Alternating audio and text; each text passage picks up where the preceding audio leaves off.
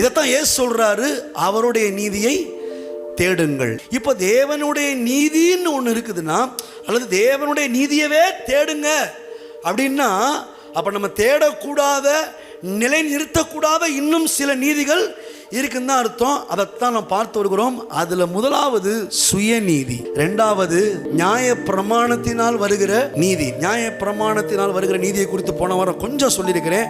ஆனால் இன்றைக்கு சுயநீதியை குறித்து நாம் தியானிக்க போகிறோம். இப்போ சுயநீதி அப்படின்னா, மற்றவர்களுக்கு முன்பதாக தன்னை ஒரு நீதிமானாக காட்டுவது. அது உடையிலையோ, நடையிலையோ, செயல்லையோ, எல்லா காரியங்கள்லையும் மற்றவர்களுக்கு முன்னாடி நான் நீதிமான்றது தெரியணும். அதுக்கு இவங்க என்னெல்லாம் செய்யணுமோ அதெல்லாம் செய்வாங்க. ரெண்டாவது சுயநீதி என்பது தனக்குத்தானே தன்னை நீதிமானாய் எண்ணிக்கொள்வது. மற்றவங்கள பார்க்கும்போது இவங்களுக்கு ஒன்று தோணும், பரவாயில்ல இவங்கள மாதிரி நம்ம ஆடம்பரமாக வாழலை, எதுவும் அனுபவிக்கலை, பரவாயில்ல நம்ம தான் கர்த்தருடைய பார்வையில் நீதிமான். பாரு, நம்ம ஆண்டவருக்காக என்னெல்லாம் பண்ணியிருக்கோம், எதெல்லாம் செஞ்சுருக்கோம், எவ்வளவு நம்ம ஜெபிக்கிறோம், உபவாசிக்கிறோம், கால் கடுக்க முழங்கால நிற்கிறோம், பாரு அவங்கெல்லாம் அப்படிலாம் செய்கிறதில்ல அப்படின்னு சொல்லி தன்னைத்தானே நீதிமானாய் எண்ணிக்கொள்வது. அதுதான் அந்த பரிசேயன் ஆயக்காரன் சம்பவம்.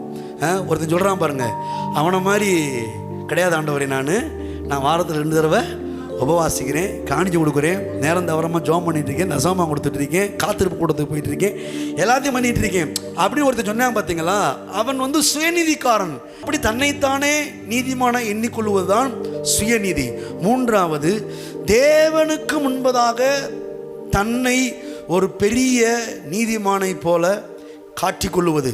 தேவனிடத்திலேயே தன்னுடைய நீதியை காண்பிக்கிறவர்களுக்கு பேரு சுயநீதி.